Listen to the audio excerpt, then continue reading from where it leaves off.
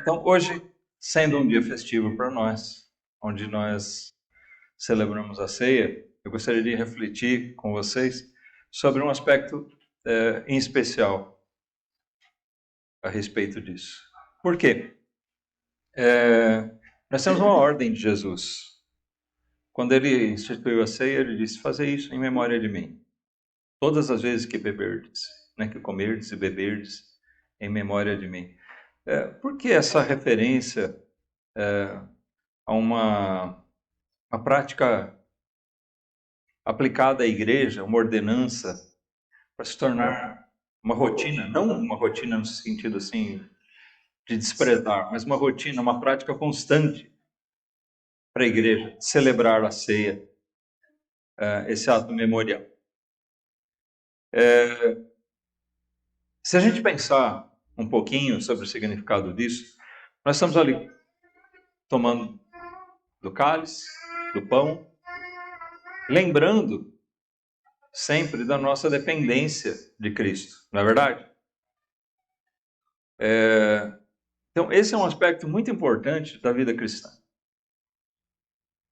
A gente está enxergando a nossa dependência constante, total, em todos os sentidos. A nossa dependência dele, no sentido da nossa salvação, como também a dependência que nós temos dele, no sentido de nós sermos sustentados aqui, física e principalmente espiritualmente. Lá no Sermão do Monte, nas Bem-aventuranças, Jesus, logo de início, disse: "Bem-aventurados os pobres de espírito, porque deles é o reino dos céus." Os pobres de espírito são bem-aventurados. Nós já estudamos algumas vezes sobre esse versículo, sobre esse sermão. Os pobres de espírito são aqueles que realmente enxergam a sua fragilidade, a sua dependência de Deus. O ser humano, eu falo isso não só generalizando a aplicação aos outros, mas eu falo isso por experiência pessoal, irmãos. Infelizmente, eu acho que se nós olharmos para nós todos, nós vamos encontrar isso. Nós temos uma tendência frequente de sermos levados a tomar atitudes considerando a nossa autossuficiência. Quando a gente menos espera, está agindo assim, como qualquer outra pessoa. Como se nós pudéssemos tudo. Nós somos dependentes. Tiago ensina, olha, em lugar de dizer, eu vou fazer, vou para tal cidade, eu vou ganhar, aqueles planos todos, né? Nós deveríamos todos dizer sempre, mas não só da boca para fora, mas se vivermos, e se o Senhor quiser. Eu até brinquei com o irmão Guilherme, a gente estava combinando, eles estavam em São Paulo, combinando da vinda deles. Vamos lá, ele me perguntou: "Dá certo? O pastor me pegar naquele lugar?" Falei: "Bom, ele perguntou alguma coisa, era certeza, né?" Falei: "Certeza não é. Se eu viver, se o Senhor permitir, estaremos lá. Nosso desejo é de fazer." Mas isso realmente é uma coisa que nós devemos procurar alimentarmos, porque a carne sempre vai nos levar para o outro lado, para a gente considerar nossa capacidade física, intelectual. E é muito frustrante para o homem quando ele percebe que ele não é tudo aquilo que ele pensava e que ele não tem as coisas nas mãos como ele pensava ter. Agora, para o homem natural, o homem sem Deus, sem Cristo verdadeiramente, eles só vão parar para pensar nisso quando isso acontecer. E nós somos exortados pela palavra de Deus, não é verdade? Nós temos a condição de ter essa sabedoria no nosso agir, no nosso viver. Nós temos planos. O que nós temos que fazer com os nossos planos? Submeter todos eles à vontade do Senhor. Amém? É isso que você faz? Você fala, não tem como dar errado. Eu vou fazer, minha ideia é genial, eu vou fazer, eu tenho capacidade. Algum tempo atrás, eu tive essa experiência com um irmão. Ele tinha um plano, eu falei, irmão, tem alguns pontos aí que não está certo. Você tem consultado a Deus? E ele me disse, pastor, não tem como dar errado. E passou um tempo, deu tudo errado. Ele amarga problemas consequentes disso até hoje. E eu fui obrigado a jogar na cara dele.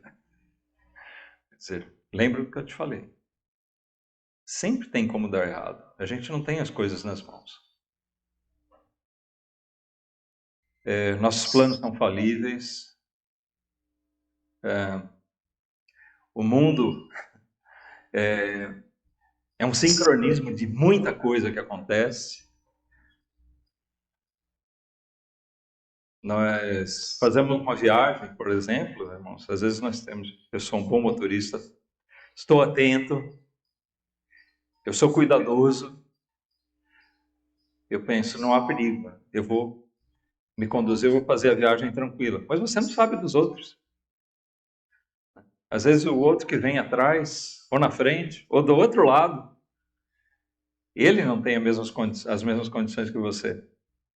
E às vezes sobra para a gente. Nós não temos controle sobre todas as coisas. E, na verdade, nós não temos controle nem sobre nós mesmos. Tem um primo meu, na verdade, casado com uma prima, ele levava a filha para a escola sempre, e um dia a filha estava com ele do lado, e quando ela olhou, disse que ouviu a buzina do carro disparado, simplesmente. Ele caiu sobre o volante, apertando a buzina, ele morreu, fulminante. A vida é assim. Não está no nosso controle. Eu penso que eu vou fazer, mas nem sempre é assim. Irmãos, essas coisas devem manter a gente constante. O pensamento do crente, a filosofia de vida do crente, deve ser uma filosofia de vida de dependência de Deus, de submissão, sujeição total. Toda a minha vida está entregue nas mãos dele. Como disse Jó, Deus deu, ele tirou. Gostaria de ler com vocês 2 versículos aqui, no Salmo 40.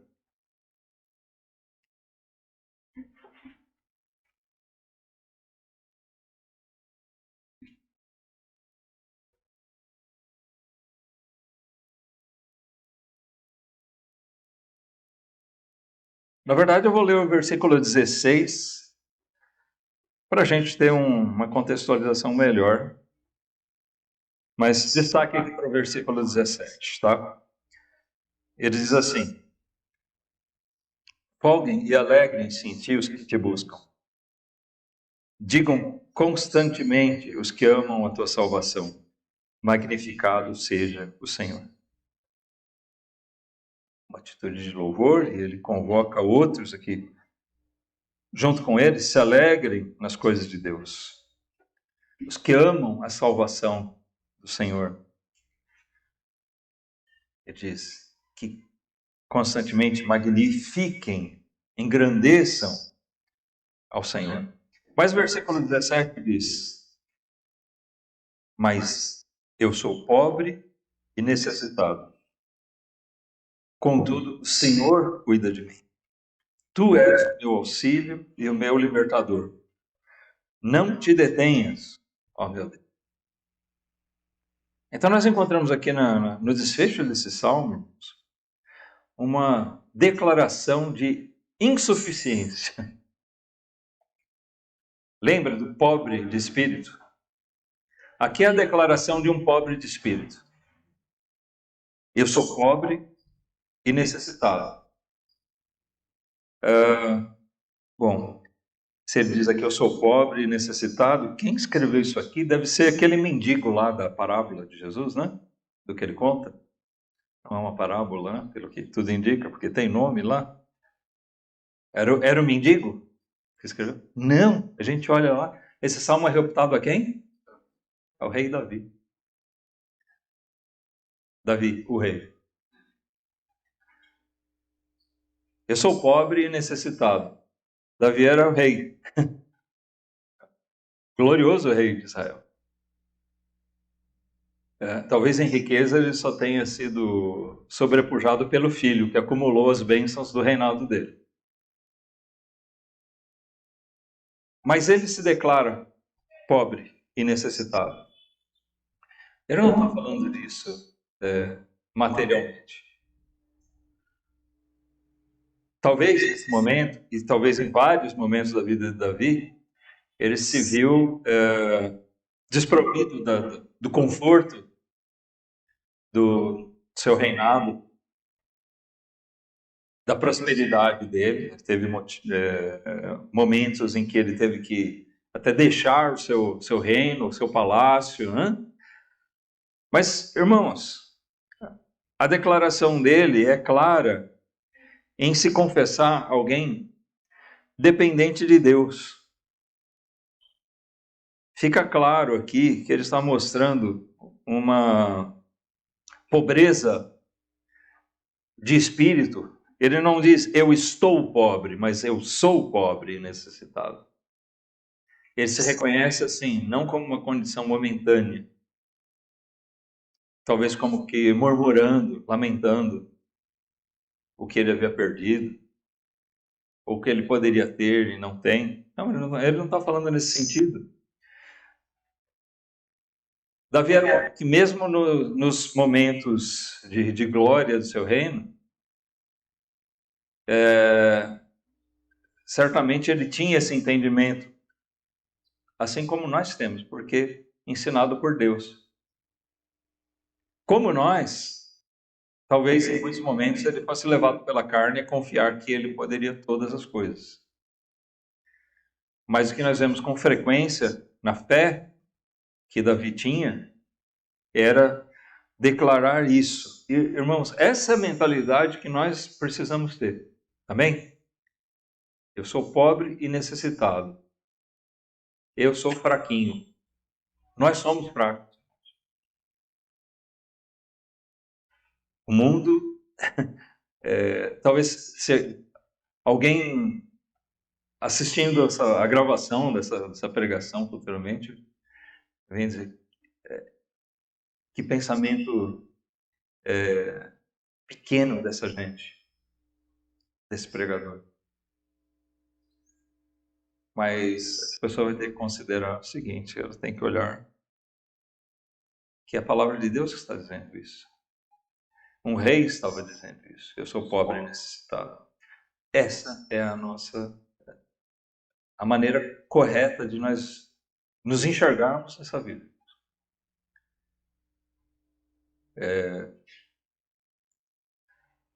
Nós não somos fortes em nada. Talvez hoje você goste de muita saúde. Especialmente você que ainda é jovem, né? Você está no vigor da sua vida. Mas a tendência é que você vai se debilitando com o tempo.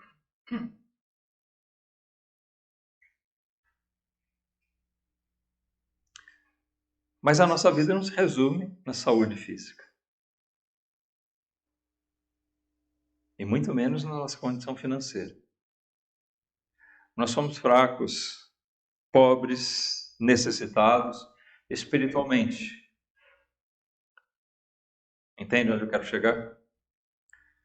A nossa força nosso vigor depende inteiramente do Senhor. Mas nós temos que carregar, junto com essa consciência da nossa pobreza, nós temos que carregarmos a mesma confiança que Davi manifesta aqui.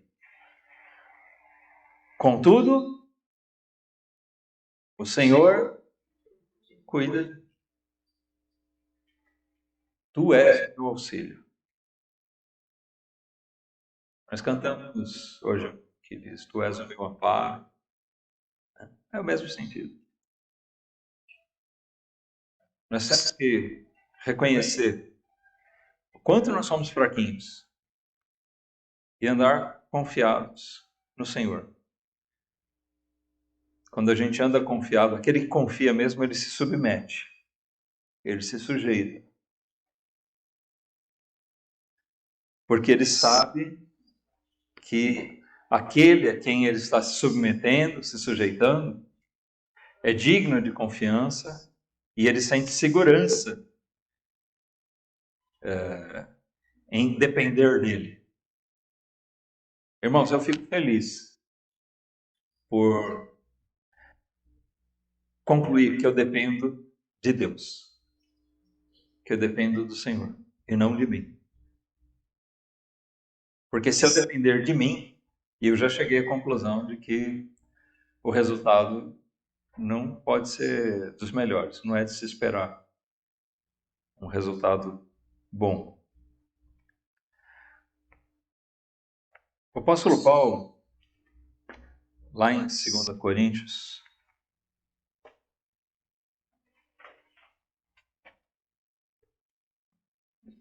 no capítulo 12 de 2 Coríntios, ele fala sobre um problema que ele carregava. Antes, ele fala de coisas gloriosas pelas quais ele passou. Tão gloriosas, nas revelações que ele teve de Cristo, são tão gloriosas que ele até usa um eufemismo aqui. Ele não se refere a si mesmo como falando dele. Ele se refere a si mesmo como se fosse uma outra pessoa. Eu conheço um homem em Cristo. Depois nós podemos entender pelo contexto que ele está falando dele mesmo. Mas ele não fala, porque eu passei por isso, eu vi, eu estava lá, eu fui arrebatado ao terceiro céu. Ele fala, eu conheço um homem que há 14 anos. Mas é uma figura de linguagem que ele usa aqui, para não jogar a luz, a glória sobre ele. E ele procura mostrar isso. Mas em seguida, ele diz que Deus mesmo permitiu certas coisas na vida dele para quebrar isso. Paulo, como nós, irmãos, tinha a tendência humana de olhar para a sua capacitação. Assim como Davi, Paulo nós podemos dizer que foi um homem poderoso. Poderoso não, ele não foi um rei, nada.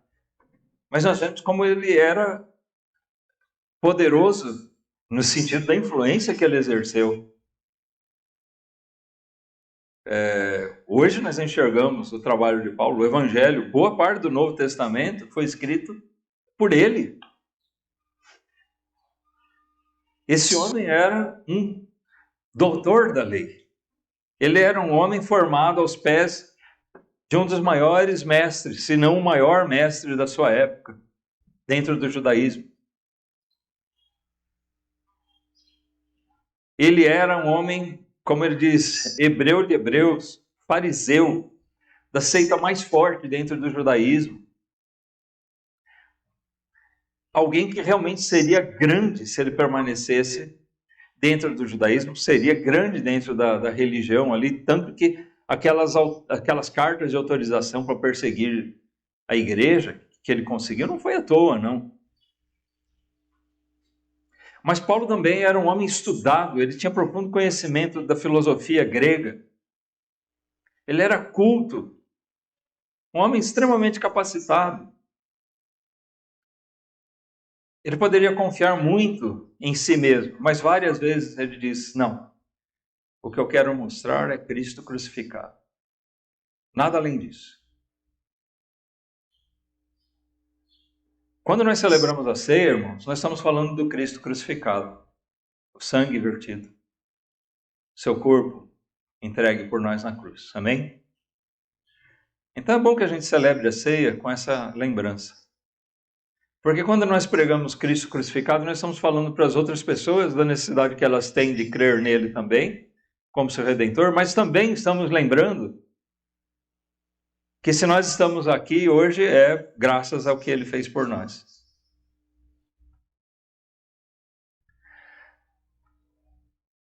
Mas, para vencer essa tendência humana de Paulo, ele diz que Deus mesmo permitiu que viessem certas provações para ele. Há muita conjectura a respeito do que seria esse tal espinho na carne.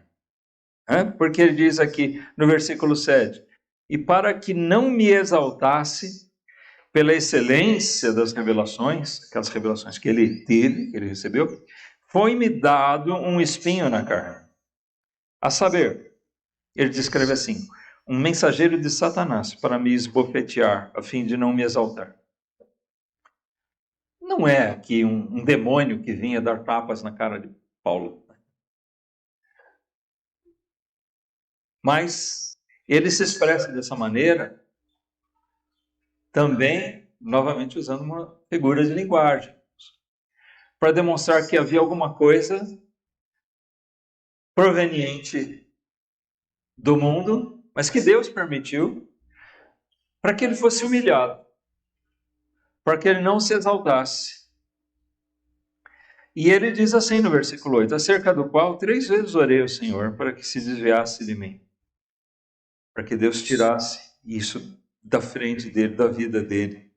Mas a resposta de Deus para Paulo, diz o versículo 9, ele diz, e disse, a minha graça te basta, porque o meu poder se aperfeiçoa na fraqueza. Esse é o nosso assunto aqui, a nossa fraqueza. O poder de Deus se aperfeiçoa na nossa fraqueza. Então ele diz, de boa vontade, pois me gloriarei nas minhas fraquezas, para que em mim habite o poder de Cristo. Esse é o entendimento que o cristão, que o crente deve ter. Me gloriar, isso quer dizer, me alegrar mesmo nas minhas fraquezas, nas adversidades. Isso não quer dizer a gente se alegrar no nosso pecado. Ah, pequei. Não. Mas isso é nos alegrarmos em perceber o quanto nós somos fracos, mas Paulo podia dizer a mesma coisa que Davi a respeito da sua confiança no Senhor. Tu és o meu auxiliador. Tu és o meu socorro. O Senhor cuida de mim. O Senhor cuidou de Davi. O Senhor cuidou de Paulo. O Senhor cuida de mim e de você. Amém? Então, de boa vontade, nós devemos nos alegrar enxergando nossas limitações, nossas fraquezas, como nós somos pequenos. Para que tudo que aconteça na nossa vida possa ser o resultado, não do nosso poder, mas do poder de Cristo. Não a minha sabedoria, mas a sabedoria que Ele me deu.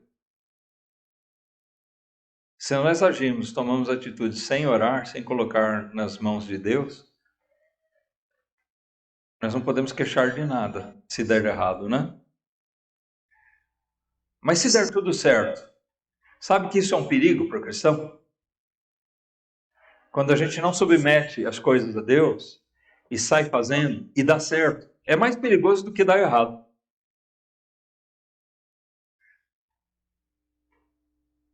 Sabe por quê?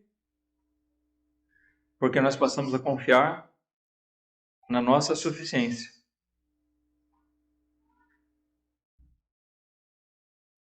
E muitas vezes, quando dá errado, nós ainda nos achamos no direito de murmurar. Ou de achar que Deus tem que realmente dar um jeito nisso.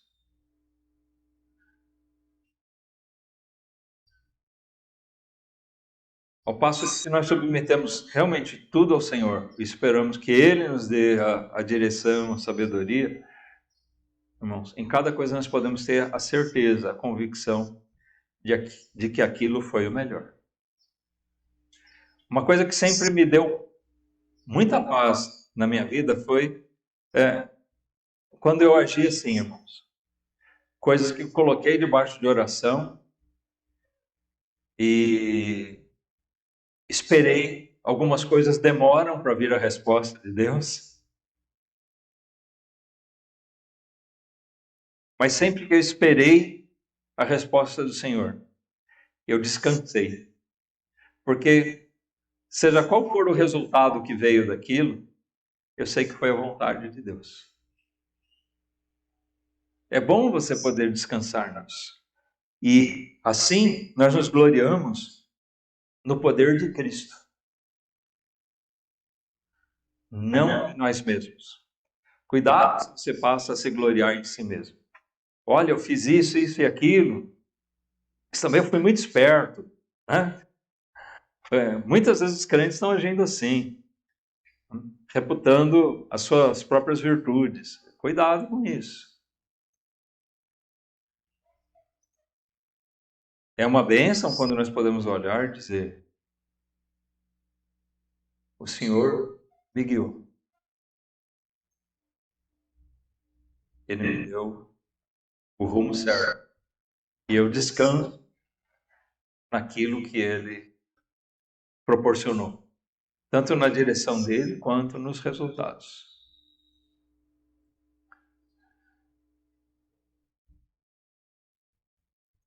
No versículo 10, Paulo diz: por isso sinto prazer nas fraquezas, nas injúrias, nas necessidades, nas perseguições, nas angústias, por amor de Cristo. Olha, irmãos, a gente pode observar aqui que absolutamente Paulo não fala de coisas agradáveis ou positivas, ou aparentemente assim.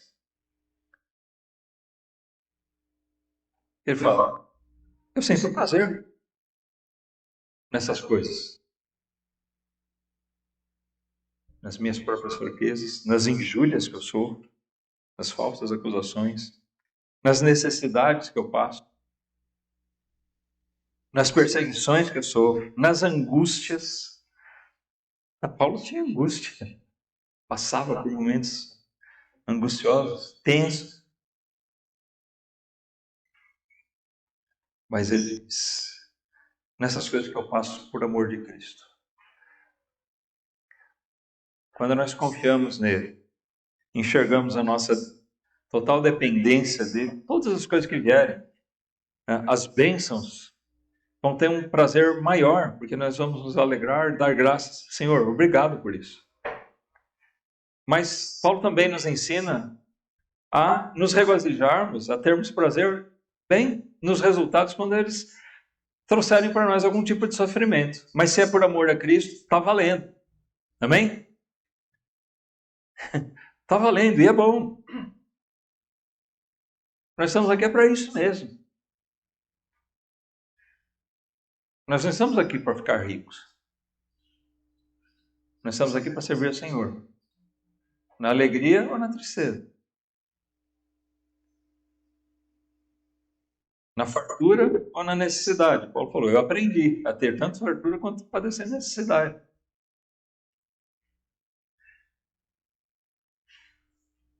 Mas aquele que confia no Senhor, ele tem que Entrar nessa luta, nessa batalha confiado sempre. Irmãos, cada dia a gente tem que estar alimentando o nosso cérebro, o nosso coração com essa verdade.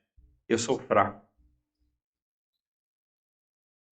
mas a minha força vem do Senhor. Eu sou sustentado por Ele. E assim nós podemos dizer, é muito interessante essa frase final aqui de Paulo nesse versículo 10. Porque quando estou fraco, então sou forte. Você entende o que Paulo está dizendo aqui? Parece uma contradição. Quando sou fraco, sou forte. Todo mundo entende com clareza o que ele diz aqui? Porque quando nós nos sentimos fortes, é um momento perigoso. Porque a qualquer momento nós vamos perceber que nós não somos fortes. Isso em todos os aspectos. E espiritualmente. O crente muito autoconfiante. Eu já vi muita gente tropeçar pensando, desse mal eu não padeço. Não, para mim não tem perigo. E alguns crentes se expõem demasiadamente a certas coisas. Qual é o seu ponto fraco?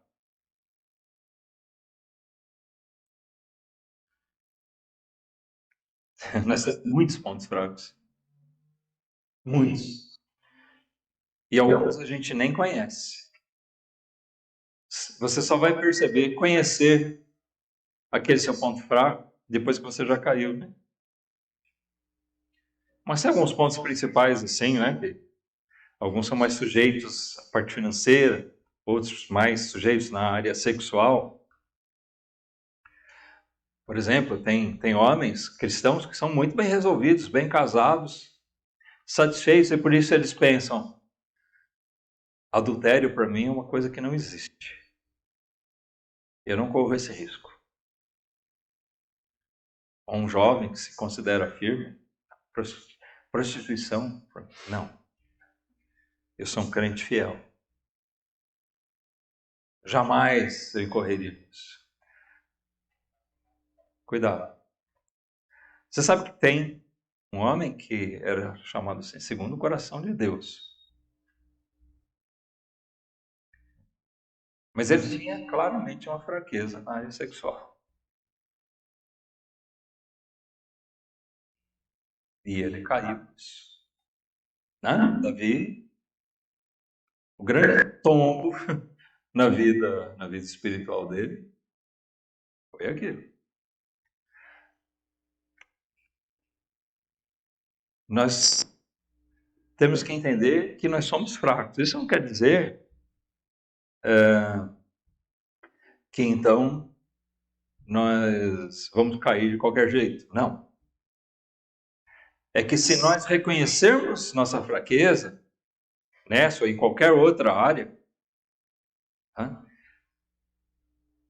E nós nos colocarmos na dependência de Deus, nós vamos buscar a Cristo, e quem vai impedir que a gente incorra nesses pecados é justamente Ele. Então a nossa força vem do Senhor. Se nós confiarmos na nossa força, isso é perigoso.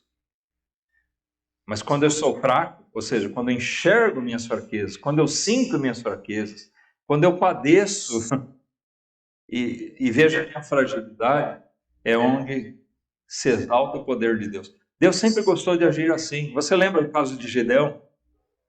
Por que é que Deus não permitiu que toda a nação se movesse para vencer? Porque Ele queria mostrar o poder dele. Por que é que os muros de Jericó foram derrubados daquele jeito? Porque Ele queria mostrar o poder dele. Por que é que a libertação lá do Egito foi através daquelas pragas e não uma rebelião armada de Israel, né, da descendência de Abraão, Isaac, Jacó e José, que estavam ali, né? Moisés poderia talvez ajudar eles, alimentar eles, se armarem, fazer uma rebelião. Não. Foi pelas pragas movidas por Deus. Não teve a mão do homem ali. Foi a mão de Deus. Porque o que prevalece sempre, irmãos, sempre, tá? Segundo a vontade de Deus, é que Ele mesmo seja glorificado no nosso meio. A força é do Senhor. Por isso, quando a gente enxerga, nós não podemos, mas o Senhor pode. Então, quando nós somos fracos, é que nós somos fortes. Nossa dependência é sempre do Senhor. Isso é natural daquele que é pobre de espírito. E são esses que vão herdar o reino de Deus. Então, também, quando nós celebramos a ceia, nós estamos relembrando esse aspecto da nossa vida. Nós somos individualmente, como crentes, fracos. Nós somos como igreja, fracos. Mas o Senhor cuida de nós. E quando nós estamos fracos, nós somos fortes. Porque nós vamos viver e andar na confiança do Senhor. Amém? Que essa possa ser a nossa vida, irmãos. Essa ideia possa permanecer incutida na nossa mente, no nosso coração, dia após dia. Nós precisamos disso. Cuidado com a autossuficiência.